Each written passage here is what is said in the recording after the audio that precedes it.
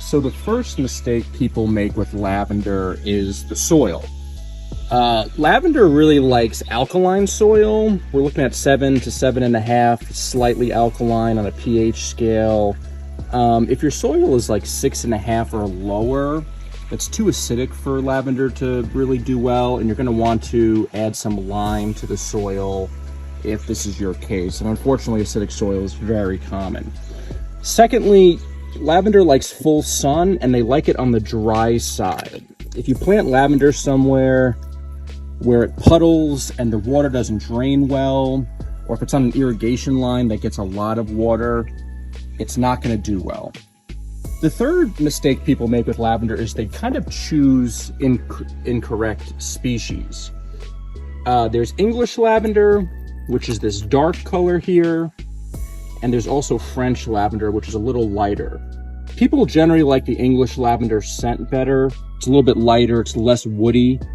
But English lavender is a lot more hardy in the cold. If you're somewhere like the Midwest, the Northeast, where you get cold winters, you're going to want English lavender, not French lavender. French lavender, you need to be like in zone 8 or 9 for it to reliably come back every year, whereas English lavender will come back much easier. The fourth thing you want to do is, when you plant lavender, you don't want to plant them too close to each other because they do need good air circulation, right? So you don't want to plant lavender like this. I mean, it's very pretty when they're all clumped together and it's just this mass of color. Unfortunately, you're going to want to be a little bit conservative with the spacing of your lavender to really allow air to get between the clumps. And that will greatly increase the odds of lavender coming back every new year. The fifth mistake people make with lavender is they fertilize lavender. Especially English lavender, they don't actually care for fertilizing as much as other plants.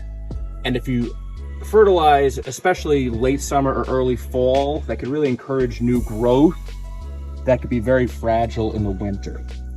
So even though we may be tempted to fertilize to try to get more blooms or to try to get a second bloom, just know that lavender is one of those plants that actually doesn't take to fertilizing, like sedum also doesn't take to fertilizing.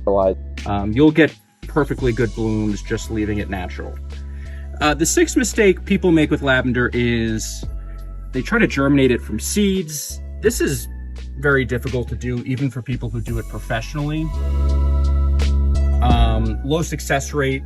If you are going to try to grow lavender from seed, I'd refrigerate the seeds for a few weeks. And I'd also wait until the daily temperature reaches 70 degrees or 21 degrees Celsius for my overseas viewers.